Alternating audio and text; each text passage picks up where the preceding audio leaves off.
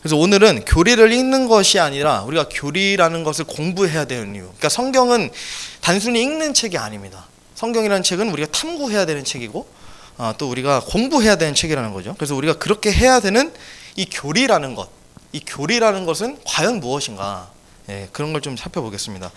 교리를 공부하는 가장 큰 이유는 성경 말씀들과 우리의 믿음과 예수님의 복음을 세상에 변증하기 위함이에요. 그래서 모든 이제 그리스도인들은 이제 사회에서 살아가잖아요. 그래서 이 인간 관계 속에서 살아가잖아요. 그러면 우리가 그 사람들에게 베드로전서 말씀에도 누군가가 우리에게 소망의 이유를 묻는다면 거기에 대해서 마땅히 대답할 바를 우리가 준비하고 있어야 된다 그러잖아요. 그러니까 준비하는 차원에서 교리를 공부해야 됩니다. 그러니까 교리에 대해서 우리가 명확하게 공부하지 못하면 그냥 감정에 호소할 뿐이에요. 사람들한테. 그러니까 변증이 제대로 이루어지지 않는 거예요. 예수님의 복음에 대해서 누군가가 꼬집으면 그걸 마땅히 성경적으로 왜 이러한가. 또 잘못된 복음을 전하면 그것이 왜 잘못되었는지 교리적으로 체계적으로 딱딱딱 이제 얘기를 해줄 수 있어야 되기 때문에 그런 변증적인 차원입니다. 그래서 조직 신학은 사실 변증이에요. 변증학의 일부라고도 볼 수 있는 겁니다. 찰스 라일리 목사님이라고 계세요. 그 이제 달라스 신학교의 총장님이셨던, 또 제가 굉장히 너무 좋아하는 목사님이시고 계신데, 찰스 라일리 목사님이 이런 말을 했어요. 신학은 하나님을 의미하는 이제 데오스 있잖아요. 데오스와 이성적 표현을 의미하는 로고스, 이게 결합된 단어라고 했어요. 그래서 교리를 공부한다는 것은 내가 믿는 하나님에 관해 합리적이고 논리적이고 이성적인 설명이다 라고 얘기하셨거든요. 그래서 하나님을 뜻하는 데오스와 로고스, 이제 이성적 표현을 의미하는 로고스, 이게 합쳐진 단어가 이제 신학입니다. 그래서 theology라 그러거든요, 영어로. 신학이라는 게. 그래서 이런 교리를 공부하는 자세에는 크게 세 가지가 필요해요. 첫 번째, 이 믿으셔야 돼요. 그냥 교리는 이해할 수 있는 것이다. 첫 번째, 교리는 이해할 수 있는 것이다. 그리고 두 번째는 교리는 설명을 필요로 하기 때문에 체계적인 해석이 필요하다. 체계적인 해석이 필요하다. 세 번째, 모든 교리의 해석은 성경을 기반으로 해야 된다. 그래서 첫 번째, 두 번째까지는 많은 이제 그 교리를 가르치는 교회들, 또 이제 신학교에서 가르치지만 이 세 번째에서 이제 많이 갈려요. 세 번째가 성경을 기반으로 해서 해석을 해야 되는데 영해를 해버리는 거예요. 그냥 영적인 해석으로, 사적인 해석. 이제 그렇게 되면 체계적인 해석이 안 되니까 2번이 안 되고, 그렇게 되면 이해가 안 되는 거예요. 올바르게 이해가 안 되니까 이제 1번마저도 안 되는 겁니다. 그래서 1, 2, 3번이 연결되어 있다는 거, 이게 중요합니다. 교리를 또 공부할 때 몇 가지 전제가 필요해요. 자, 첫 번째로는 뭐냐면 성경이 사실이라는 믿음. 이게 제일 중요합니다. 성경이 사실이라는 믿음. 일단 이 전제가 무조건 깔려 있어야 교리라는 것을 내가 공부하고 온전히 받아들일 수가 있습니다. 어떠한 의심 없고 그냥 온전히 끌어안는 것. 그러니까 온전히 끌어안는다는 것은 무슨 말이에요? 의심을 하지 않겠다는 얘기예요. 어떤 것에도 의심하지 않겠다. 그래서 이게 굉장히 중요합니다. 만약에 이 전제가 없으면 어떤 사태가 일어나냐? 성경 공부를 해도 이단들처럼 공부하게 되는 거예요. 그러니까 하나님의 교회, 안상은 하나님의 교회나 신천지처럼 성경 공부를 하게 돼버리는 거예요. 성경 사실이란 믿음, 이게 굉장히 중요합니다. 그래서 이 전제는 또 어떻게 연결되어 있냐? 모든 성경 말씀은 하나님의 영감으로 주어졌다는 전제입니다. 그래서 모든 성경 속 문자를 하나님께서 여러 사람들을 통해 하나하나 직접 기록하셨다는 거예요. 이걸 또 뭐라 그러냐면 축자 영감이라 그래요. 축자 영감.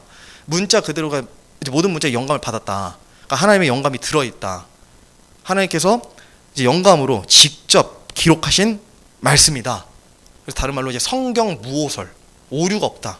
이걸 이렇게 얘기합니다. 이건 이제 나중에 이제 그 성경에 관한 교리를 공부할 때 좀 나누겠습니다. 그래서 또 이런 전제도 좀 필요해요. 자, 첫 번째 전제가 아까 우리가 본 것처럼 성경이 사실이라는 믿음이고, 두 번째 전제는 정상적인 해석이 필요해요. 정상적인 해석. 교리를 해석할 때는 여러 방면으로 해석이 되고는 해요. 많은 교회들도 그렇고. 근데 명확한 것들은 사실 특히 본질적인 교리들은 성경에서 항상 하나를 얘기합니다. 하나만을. 여러 가지를 얘기하지 않아요. 그래서 그런 것들은 좀 우리가 많이 공부할 필요가 있어요. 정상적인 해석. 그 성경 해석의 황금률이라고 혹시 들어보셨어요? 성경 해석의 황금률. 성경 해석학자들이 얘기하는 황금률의 법칙이 있거든요. 이거는 이제 절대적인 법칙은 아니고, 이제 성경 창세기부터 요한계시록을 보니까 이렇게 해석하는 것이 제일 안전하고 하나님께서 제일 기뻐하실 만한 해석이다라고 얘기하는 그 황금 비율이 있어요. 자, 그게 뭐냐면 만약에 어떤 성경 구절이 평범한 의미를 나타내고 있다면 그것을 그냥 상식 수준에서 받아들이는 것이 성경 해석의 황금률입니다. 그냥 일반적인 의미를 나타내고 있다면 거기에다가 막 영적인 해석을 하고 막 깊이 뭔가를 막 집어넣고 붙이는 것이 아니라 그냥 그대로 받아들이는 거예요. 이 해석은. 그럼 이 해석을 어떻게 그대로 받아들이냐? 이게 더 많은 의미가 있는지 없는지를 어떻게 관찰하냐면 첫 번째로는 가까운 문맥이라는 게 있어요. 예를 들어 마태복음 뭐 1장 몇 절에 뭐가 나온다. 그럼 거기에 이게 무슨 말이지? 그럼 그거 해석을 어떻게 하냐면 이거 왠지 이런 단어가 있으니까 야 저기 요한계시록 가서 찾아봐야겠다. 이게 아니라 일단은 그 가까운 문맥에서 찾아보는 거예요. 그 문맥. 그러니까 예를 들어 1장에 나와 있는 어떤 구절이다 하면 1장으로 해석을 하는 거예요. 일단 1장으로. 더 좁히면 앞뒤 구절로. 앞뒤 구절에서 근데 뭐 별다른 내용이 없어. 그러면 그때 이제 1장 전체를 가서 해석을 해보는 거예요. 대개 성경 해석들은 그렇게 하면 풀려요. 그렇게 풀리는데 어떤 해석들은 특히 예언적인 해석들 같은 경우에도 구약의 이사야서나 다니엘서 같은 것도 그렇고 스가랴도 마찬가지고 그 문맥으로도 해결이 안 되는 구절들이 있어요. 독단적인 구절들이. 그럼 이제 그때 어떻게 하냐면 먼 문맥을 가서 건드려보는 거예요. 먼 문맥. 그걸 이제 성경 용례법이라고 그러거든요. 용례법. 그러니까 이 용례가 성경 다른 곳에는 어떻게 쓰였는가. 예를 들어 뭐 적그리스도가 나왔다. 그럼 그 적그리스도가 성경에 보통 어떤 용례로 쓰였는가를 같은 책이 아니라 같은 문맥이 아니라 좀 멀리 가서 보는 거예요. 근데 제일 우선적인 원칙은 일단 그 가까운 문맥, 앞뒤 또는 그 1장 거기서 해결을 하는 것이 제일 안전합니다. 사람들이 종종 이런 말 하잖아요. 내 생각에는 죄송합니다. 내 생각에는 말이야. 성경 해석할 때 이거 내 생각에는 말이야. 이런 말을 종종 하잖아요. 내 생각엔 이럴 것 같아, 저럴 것 같아. 크리스천이 이제 교리를 공부할 때 제일 경계해야 되는 게 이겁니다. 내 생각은 사실 그렇게 중요하지 않습니다. 성경이 뭐라고 하고 있는가, 하나님께서 뭐라고 얘기하시는 가 제일 중요해요. 그러니까 성경에서 어떤 교리를 얘기할 때 그것이 충분히 해석이 되지 않는 경우들이 있잖아요. 예를 들어 명쾌히 풀리지 않는 것들. 근데 그런 것들은 먼 문맥을 뒤져봐도 막 그렇게 딱히 어떤 정답이라고 보일 만한 해석들이 없다 하면은 그럼 그거는 그냥 그대로 냅둬야 돼요. 그게 왜 그러냐면 하나님께서 침묵하셨다는 거거든요. 그래서 하나님의 침묵 또한 우리가 인정을 해야 됩니다. 이 부분이 침묵하셨구나. 그러면 이걸 침묵하시면 우리 보고 이걸 믿으라는 거야, 말라는 거야? 믿으시라는 거예요. 침묵을 해도 믿으셔야 되는 거예요. 예를 들어 하나님께서 우리가 도무지 이해가 안 되고 풀리지 않는 그런 구절도 있지만 그것조차도 그냥 믿는 것. 그래서 아까 제가 뭐라 그랬어요? 뭐가 전제돼야 된다 그랬어요? 성경에 의심 없이 그대로 믿는 것. 뭐라고 하시든 그랬다면 그냥 그런 거고, 충분한 해석이 되지 않았다 하더라도 그냥 그대로 받아들이는 것. 이게 믿음인 겁니다. 그래서 이건 나중에 이제 우리가 공부할 것이기 때문에 일단 오늘은 여기서 이 정도로 정리하고요. 자, 신약 성경의 교리가 있어요. 신약 성경의 교리. 신약 성경의 교리는 대부분이 뭐에 우선할까요? 구약 성경에 있는 교리에 우선돼요. 신약 성경의 교리는 구약 성경 교리에 우선한다. 그러니까 이렇게 생각하시면 돼요. 그냥 구약 성경의 교리가 예비적이고 부분적이라면 신약 성경의 교리는 핵심적이고 완성되었다 보시면 돼요. 그러니까 구약 성경은 부분적이고 예비적이에요. 그림자처럼 다가올 것들에. 근데 신약 성경은 그 다가온 것들이 실체가 되는 거예요. 완성형이고 핵심적인 계시라는 겁니다. 자, 하나의 예시를 보면 우리 요한일서 5장 7절 한번 가볼게요. 요한일서 5장 7절.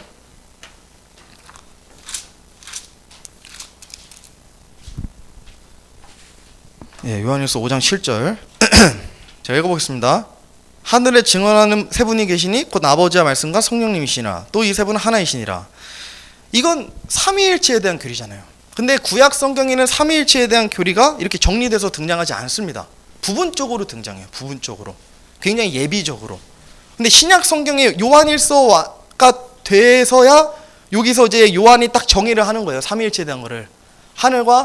하늘에 있는 아버지와 아들과 성령님은 세 분이지만 한 분이다 하고 딱 정리가 되는 겁니다. 그러니까 이런 것들이 여기 굉장히 많아요. 그러니까 예를 들어 구약 성경에 가르치고 있는 구속, 칭의, 성화, 부활, 또 신약 성경에 가르치고 있는 구속, 칭의, 성화, 부활은 다르죠.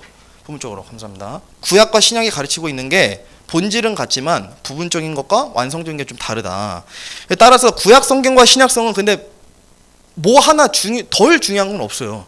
그러니까 예를 들어 부분적이라고 해서 구약 성경에 나오는 교리가 신약 성경에 나오는 교리보다 덜 중요한 건 절대 아닙니다. 똑같이 동일한 권위를 가지고 있어요. 똑같이 중요하고 둘 다 중요한 거예요. 하나님의 계시가 점진적으로 이루어지는 것을 나타내시기 위해 구약 신약을 나누신 거예요. 그러니까 예를 들어 구약이 없고 신약만 빵 하고 있었으면 그러니까 완성 형태로 나와버리기 때문에 사람들이 이해하고 접근하는데 어려움이 있습니다. 그러니까 구약 성경부터 하나님의 계시는 어느 한순간에 빵 하고 터지는 게 아니라 점진적으로 이루어진다. 그러니까 예를 들어 예수님 같은 것도 마찬가지예요. 뭐 인물로도 모세가 있고 이삭이 있고 여호수 많잖아요.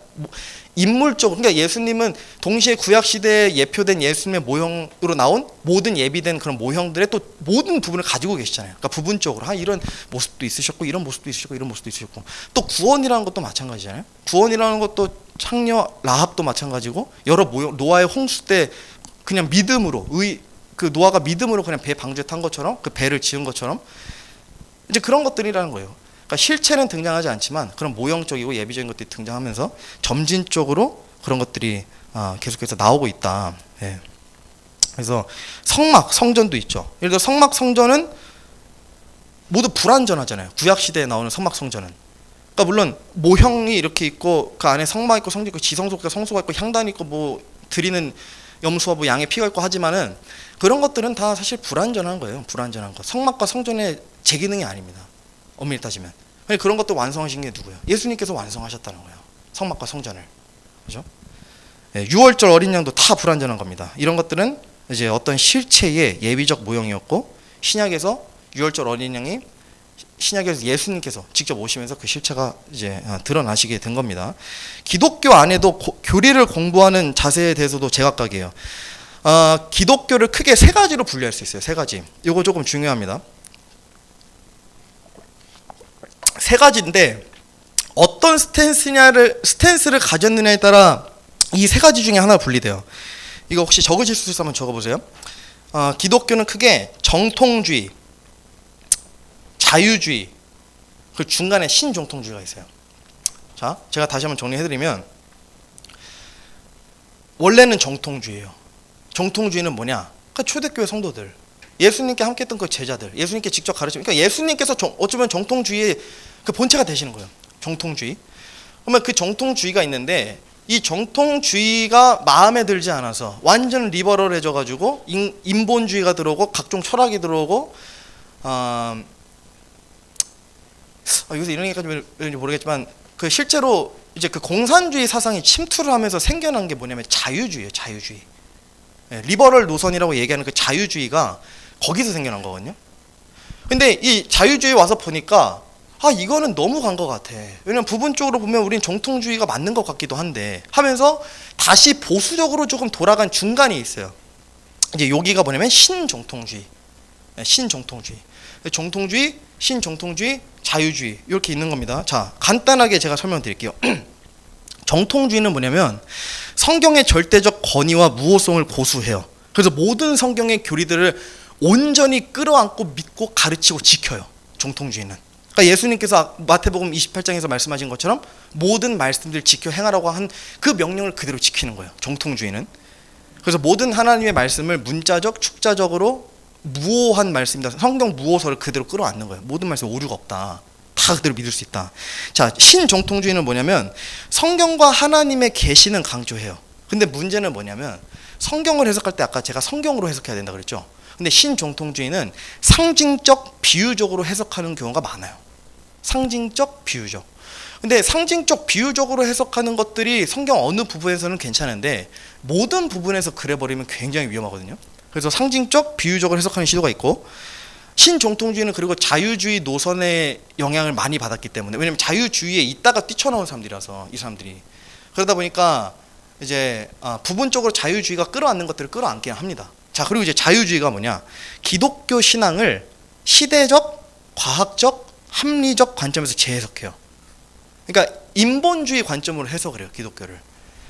어떤 문제가 생기냐면 성경 말씀을 하나님이 기록하신 거라고 인정을 안 해요.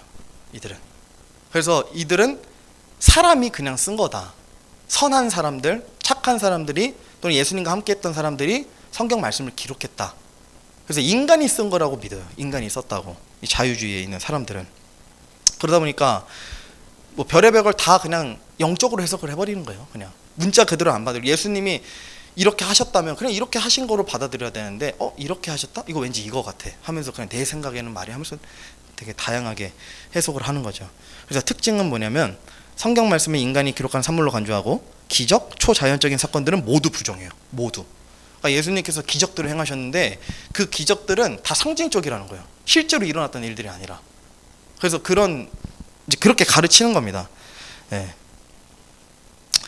그래서 이 성경을 읽는 것을 넘어서 교리를 탐구하고 공부할 때 우리가 세 가지를 발견하게 되는데 이게 이제 앞에 말씀드린 정통주의, 신정통주의, 자유주의와 좀 연관이 있어요. 우리가 교리를 탐구할 때 세 가지 발견이 있어요. 첫 번째는 객관적이고, 두 번째는 초월적인 것, 그 다음에 유신론. 이 세 가지가 성경에 복잡하게 이제 여러 구절로 나오지만 결국에는 이 세 가지예요. 객관적인 것, 초월적인 것, 유신론. 객관적인 건 뭐냐? 팩트에 기반한 사실들. 그러니까 진짜 팩트에 기반한 사실들. 여기에는 이제 역사적인 증거들, 고고학적인 증거들. 그러니까 여호수아기에 나오는 그런 전쟁들이 지금도 그 땅에 가면 나오잖아요. 그런 증거 산물들이. 그러니까 그런 것들은 팩트잖아요. 부정할 수 없는.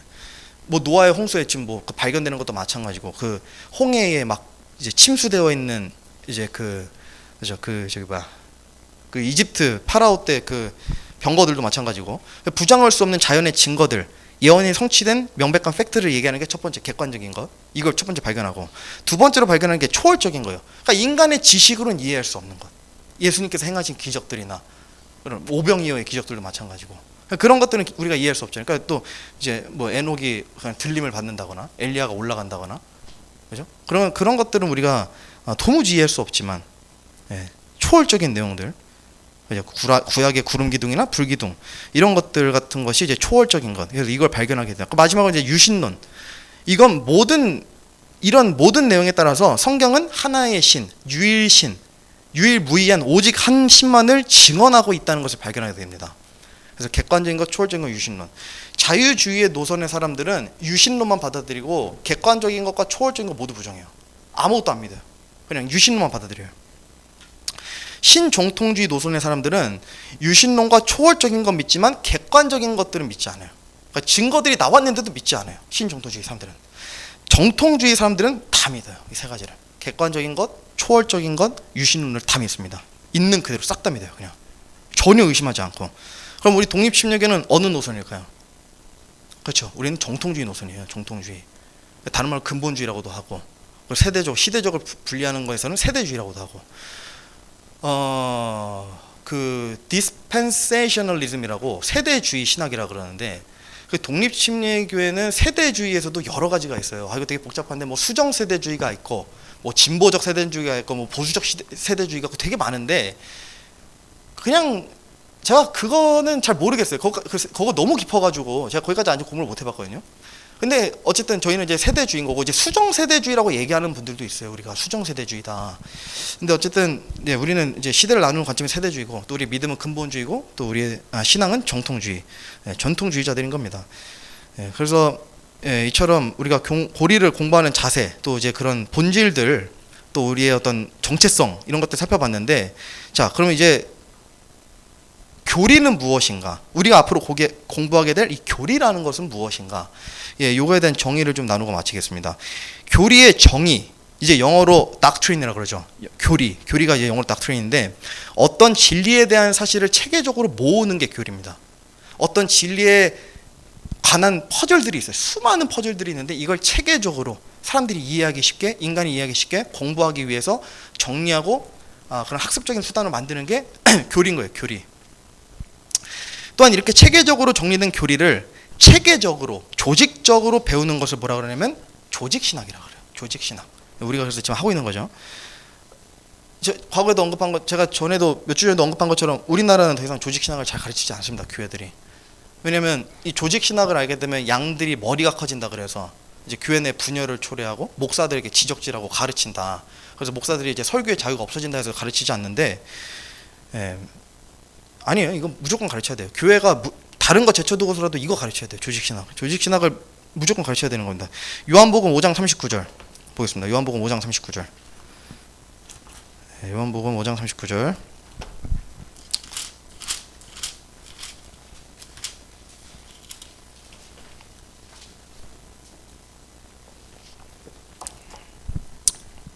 요한복음 5장 39절 보니까 이렇게 돼 있어요. 성경 기록들을 탐구하라.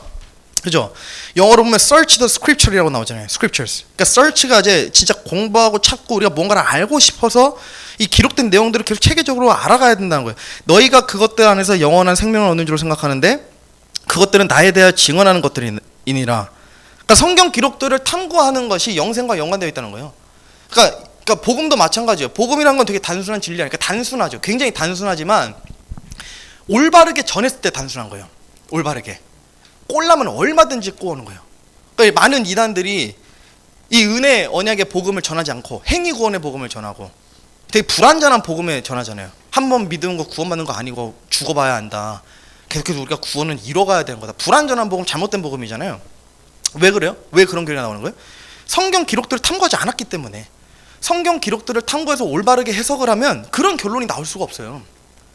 그래서 성경 기록 탐구하는 거 이것도 굉장히 중요합니다. 그리고 디모데전서 4장 13절 이거 안 쳐주셔야 돼요. 제가 읽을게요. 내가 이를 때까지 읽는 것과 검문하는 것과 교리의 마음을 쏟으라. 교리의 마음을 쏟아야 되는 거예요. 체계적으로 우리가 학습하고 또 이제 정리된 내용들, 성경 구절들을 우리가 탐구하면서 또 교리들 우리 마음을 쏟아야 된다고 합니다. 교리의 중요성이 있어요. 교리의 중요성 세 가지가 있어요. 첫 번째, 교리는 빛과 어둠, 참과 거짓, 생명과 사망을 나눕니다. 그러니까 빛과 어둠이 어떻게 무슨 원리로 나뉘는지, 이것이 왜 함께할 수 없는지, 왜 어둠은 하나님께서 자꾸 배제하시는지. 그러니까 사랑의 하나님이시면 아니 그 예수님께서 교리도 그렇고 그런 자들에게 다가가라 그러시는데 근데 왜 자꾸 나누려고 하시는 건지, 무슨 원리로, 왜 진리와 거짓은 섞일 수가 없고 그렇다면 섞일 수 없으면 무슨 기준으로 나뉘는 건지, 그런 것들에 대해서 알아야 되는 거예요. 교리의 중요성이라는 게 중요하죠. 이거는. 두 번째, 구원을 받은 사람은 교리에 대해서 탐구하고 알고 싶어하는 욕구와 열정이 생기게 되어 있어요. 그러니까 예를 들어 과거에 나는 과거에 나는 교회는 다녔지만 성경 말씀을 탐구하고 공부하는 것에 그렇게 흥미가 없었어요. 예를 들어 제가.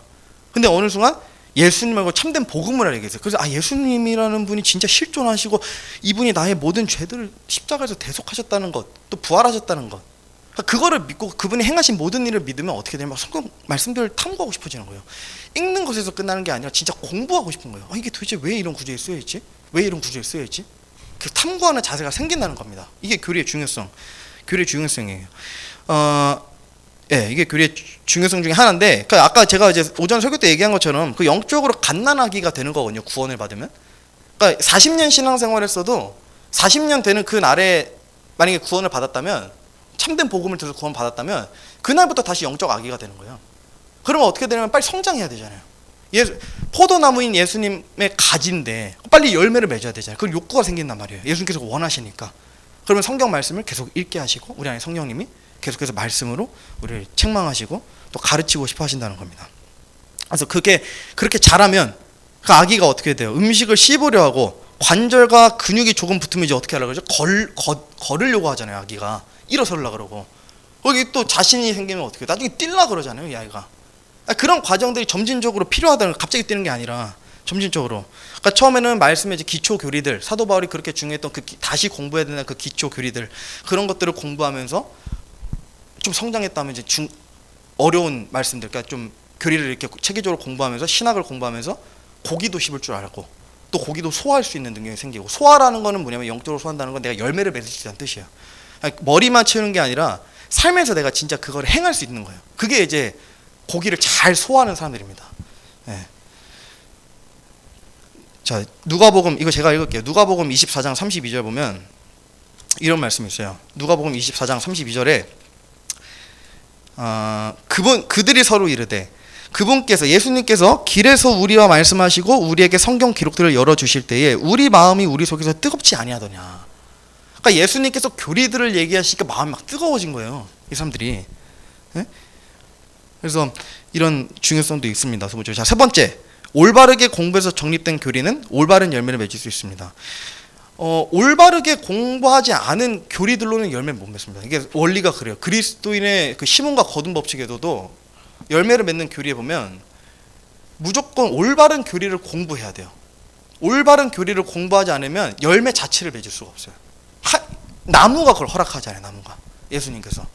그래서 올바른 열매는 올바른 교리에 의해서만 맺을 수 있습니다. 예를 들어 뭐 세상에 가요와 힙합이나 이런 것들을 많이 듣는 사람이 있다고 하면 생각을 해봐요. 막 그런 게 심취되어 있어요. 그런 사람들이 예를 들어 그렇게 하는 이유가 세상에 가요와 영화를 보지 말라는 구절이 없다고 예를 들어 주장을 한다고 생각해 보세요. 그런 구절이 없으니까 우리는 이렇게 하는 거야. 뭐 가요나 영화나 드라마나 뭐 힙합 이런 거 하지 말래? 그런 구절 없잖아. 그러니까 우리는 하는 거야. 난 크리스찬이지만 그런 구절 없으니까. 근데 이렇게 하지만 이 사람들은 매주 교회도 나가고 기도도 하는데 열매가 없어요. 근데 그 왜 그러냐면 그게 성경 말씀을 읽고 교리를 탐구하지 않아서입니다. 성경이 가요를 뭐 듣지 마라, 영화를 보지 마라, 뭘 하지 마라는 없지만 많은 성경 구절들에서 나를 실족할 것들은 두 눈을 뽑아서라도 하지 말라 그러잖아요. 손을 잘라버려서도 하지 말라 그러고 발을 쳐서라도 그 행로에서 떠나라 그러잖아요. 그러니까 그런 것들을 간접적으로 계속 얘기하고 있다는 거예요, 성경은. 그러니까 탐구해보면 충분히 발견할 수 있는 진리들을 말씀을 탐구하지 않기 때문에 열매를 맺을 수가 없는 거예요. 그리고 나는 왜 성장이 없고 나는 왜 열매가 없는가에 대한 답은 여기에 있습니다. 교리를 탐구하지 않기 때문에. 내 신앙의 성장은 교리를 탐구하는 것과 연관이 있습니다. 디모데후서 2장 15절에 너는 진리의 말씀을 바르게 나누어 너의 자신을 하나님께 인정받는 자로 부끄러울 것이 없는 일꾼으로 나타내도록 연구하라. 진리의 말씀을 올바르게 나누어야 됩니다. 올바르게 나누어서 일꾼으로 나타내도록 연구를 또 해야 된다는 거죠. 이거 좀 빨리 넘어가 볼게요. 자, 그리고 우리가 이제 교리의 중요성 이렇게 봤죠. 교리의 정의에 대해서. 자, 그다음에 이제 두 가지 종류의 교리가 있어요. 디모데전서 4장 1절 보면 이제 성령께서 분명히 말씀하시기를 마지막 때에 어떤 사람들이 믿음에서 떠나 유혹하는 영들과 마귀들의 교리에 주의를 기울여라 하셨는데 마귀들도 보니까 지금 뭐래요? 교리가 있대요. 마귀들도 교리를 가지고 있어요. 마귀들의 교리라는 사탄의 교리가 있어요, 실제로. 그러니까 교리에도 주님의 교리가 있고 마귀의 교리가 있다는 겁니다. 동성애, 종교통합, 기복신앙, 신사도운동, 방언 이런 것들 전부 다 니골라당의 교리 같은 것들, 발람의 교리 같은 것들 이런 것들이 다 마귀들의 교리라는 거예요. 성경에 보면 이런 교리들이 많이 등장해요. 마태복음 15장 9절도 보면 그러나 그들이 사람들의 명령들을 교리로 가르치며 내게 헛되이 경배하는도다. 그러니까 교리를 공부해서 이 바리새인들이 예수님을 막 경배하는데 이들이 공부했던 교리는 예수님의 교리가 아니에요. 사람들의 전통을 붙잡는 마귀의 교리였어요. 그러니까 너네가 명령들로 교리를 가르치는데 내게 헛되이 경배하는도다. 예수님께서 이렇게 말씀하시는 거거든요. 교리라고 다 같은 교리가 아니라는 겁니다. 우리 유튜브 보실 때도 특히 이런 거 주의하셔야 돼요. 굉장히 많이 주의하셔야 돼요. 그래서 아까도 말씀드렸지만 계시록 2장 14절 15절에서도 이제 발람의 교리, 뭐 니골라당의 교리 이런 것도 다 사탄의 마귀의 교리라는 거예요. 그러니까 뭐 구약의 제사장 직분 들고 와가지고 교회에다가 여기 레드 카페 깔아놓고 이거 예수님의 보혈이다 하면서 뭐 지성소다 하면서 여기는 목회자만 올라갈 수 있고 또 신발까지 갈아 신더라고요 보니까. 그리고 무슨 집사 그러니까 집사 직분도 막 열댓 개 되고 막 장로도 열댓 개 되고 권사도 열댓 개 되고 무슨 간사에 보면 성경은 딱 세 가지의 직분만 허락해요. 세 가지. 그러니까 목사, 장로 이거는 이제 같아요. 이제 구약 시대는 장로고 신약 시대 목사니까. 그리고 이제 있는 게 집사. 그 다음에 또 하나가 이제 복음 전도자. 그러니까 전도사랑 같이 혼용되는 요 세 가지 아니면 안 되는 거예요. 나머지 직분들은 성경에 등장하지도 않는 직분인 거예요. 전부 니골라당 교리에서 비롯된 산물이죠. 자, 세 번째 올바른 교리 지키는 방법입니다. 그 디모데후서 3장 16절 17절 요거 중요해서 우리 한번 같이 보겠습니다. 디모데후서 3장 16절 17절.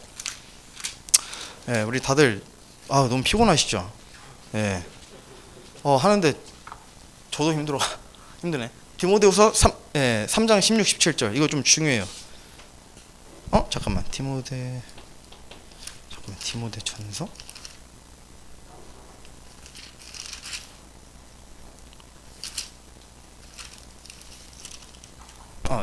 디모데 3장 16절 17절 자 한번 같이 읽어보겠습니다. 잠길 겸 시작. 모든 성경 기록은 하나님의 영감에 의해 주어진 것으로 교리와 책망과 바로잡음과 의로 교육하기에 유익하니 이것은 하나님의 사람이 완전하게 되어 모든 선한 일에 철저히 갖추어지게 하려 함이라. 모든 성경 기록은 교리와 책망과 바로잡음과 의로 교육하기에 유익한 책이에요. 근데 그 유익한 책이 17절에 나와 있죠. 완전하게 되어 모든 선한 일에 철저히 갖춰지기 위함이다. 그러니까 바꿔 말하면 무슨 말이에요? 교리를 공부하고 가르치지 않으면 하나님의 사람들이 모든 일에 선하게 갖춰질 수가 없다는 거예요. 그래서 교리를 공부해야 되는 거예요. 교리라는 걸 탐구하고 공부해야 된다는 겁니다. 그죠? 성장도 없고 열매도 없고 그냥 그 제자리에서 그냥 그 영적 갓난아기인 상태로 그냥 계속 응애응애 울면서 주님 맞이하는 거예요. 이걸 주님께서 원하시지 않습니다. 에베소서 4장 14절에도 보면 4장 14절에 보면 그 목적은 우리가 이제부터 더 이상 어린아이가 되지 아니하여 사람들의 속임수와 몰래 숨어서 속이려 하는 자들이 사용하는 간교한 술수로 말미암아 온갖 교리의 바람에 이리저리 흔들려 밀려다니지 아니하고, 온갖 교리의 바람이 지금 오늘날 딱 이 유튜브예요. 유튜브에 온갖 교리의 바람이 그냥 이리저리 흔들려 다니는 겁니다. 뭐가 진실이고 뭐가 거짓, 교묘하게 잘 전하는 것 같은데도 뭔가 마음에 찜찜함이 있고 뭔가 아닌 것 같은 뭔가 그런 것도 있고, 그래서 우리가 철저하게 무장이 돼야 돼요. 그래서 뭐 예를 들어 여러분 성도님들이 뭔가 이런 교리 누가 이렇다던데 이게 맞는 것 같기도 하고 좋은 것 같기도 한데 또 틀린 것 같기도 하다. 예를 들어 이런 게 있다면 그걸 누구한테 물어보고 그러기 전에 제일 좋은 방법은 여러분들이 하나님께 기도하고 성경 말씀 펴가지고 직접 탐구하는 거예요. 그 훈련이 필요한 거예요. 그 훈련이. 그러니까 누구한테 물어보는 습관이 별로 좋지 않습니다. 사실 저 옛날에 성경 막 공부하고 싶어서 20대 초반에 성경 십독한 형제한테 가가지고 제가 물어봤어요. 성경 공부 어디서부터 해야 되냐, 조직 신학해야 되냐, 누구 책 추천해, 막 신나가지고 물었는데 저한테 뭐라 그랬냐면 성경 삼독하기 전에는 아무것도 보지 말래요. 삼독하기 전에는 성경 삼독하기 전에는 다른 사람의 주석서도 보지 말고 설교도 듣지 말래요. 그러니까 스스로 충분히 훈련을 하래요. 내가 진짜 성경 말씀을 가지고 다른 사람들의 교리에 내가 변증할 수 있는 능력을 먼저 갖추고 그만한 훈련을 하고, 그때 가서 충분히 그런 것들이 훈련이 되면 그때 가서 다른 사람들의 주석서를 좀 참고도 하고 좀 해석책도 어떻게 해석하나 보고. 왜냐하면 그거 안 하고 이거 안 하고 그것부터 하면 그 사람들의 말을 다 그대로 또 진리로 받아들여요. 아무것도 훈련이 안 돼서 유튜브에서 얘기하는 거 그냥 이렇구나, 저렇구나. 그래서 우리가 먼저 공부해야 된다는 거예요. 우리가. 저도 그 신학교에서 가르치는 거 저 그대로 다 안 받아들여요. 저 신학교에서 공부하고 신학생이지만 저 우리 학교라고 해서 저 그렇게 다 막 교수님들이 가르치는 거 그렇구나 하면서 박수치고 다 듣지 않습니다. 진짜 그러한지 저 다 봐요. 진짜 그렇게 그런 증거가 있는지도 보고. 그래서 그런 것들이 또 우리에게 훈련이 돼야 된다는 거 이거 잊지 마시고요. 자, 디모데전서 1장 3절에도 내가 마케도니아로 갈 때에 에베소에 머물 것을 너에게 간청하였나니 이것은 너가 어떤 사람들에 명하여 그들이 다른 교리를 가르치지 못하게 하며. 마귀들의 교리로부터 우리를 지켜내려면 주님의 교리를 공부하면 돼요. 주님의 교리, 성경에서 나와 있는 체계적인 교리들을 공부하면 됩니다. 교리 공부가 얼마나 중요한지 그 구절 하나만 좀 보겠습니다. 디모데전서 5장 7절 한번 가보세요. 디모데전서 5장 7절, 우리 좀만 뒤로 넘기시면 되죠. 디모데전서 5장 7절. 디모데전서 5장 17절, 죄송해요, 17절. 자, 보면 잘 다스리는 장로들을 두 배나 존경할 자로 여기되 특별히 말씀과 교리로 수고하는 자들을 그리 여길지니라. 그러니까 교회 내에서 말씀과 교리를 올바르게 가르치기 위해서 수고하는 자들을 두 배로 존경하라. 이건 성도들에게 주어진 명령이에요. 왜냐면 그 사람들을 높이는 게 아니에요. 그 사람들에게 박수 쳐주고 막 무슨 저기 보니까 정장도 사다 준다는데 그런 게 아닙니다. 이건 그런 의미가 아니라, 물론 그것도 있죠. 그것도 당연히 포함되어 있는데 그것보다도 본질적으로 어떤 거냐면 올바르게 교리를 가르치는 것이 굉장히 중요하다는 거예요. 교회 내에서 올바르게 교리를 가르치는 것, 말씀과 교리를 가르치려고 하는 사람들을 그만큼 존경해야 된다는 거예요. 왜냐하면 이게 굉장히 중요한 임무이기 때문에 교회 내에. 그래서 올바른 이제 값을 받게 하고 또 품삯을 줘서 그 사람들이 행한 일에 헛된 수고가 덮어지지 않도록 그렇게 가르치는 겁니다. 또 사도행전 2장 42절하고 47절 이런 말씀이 있어요. 그들이 흔들리지 아니하며, 그러니까 교리를 공부하고 나서 그들이 흔들리지 아니하며 사도들의 가르침과 교제 안에 머물고 빵을 떼며 기도하더라. 그 40절에 보니까 이렇게 돼 있어요. 하나님을 찬양하며 온 백성에게 호감을 얻으니 주께서 구원받아야 할 자들을 날마다 교회에 더하시니라. 교회 성장하기 있거든요.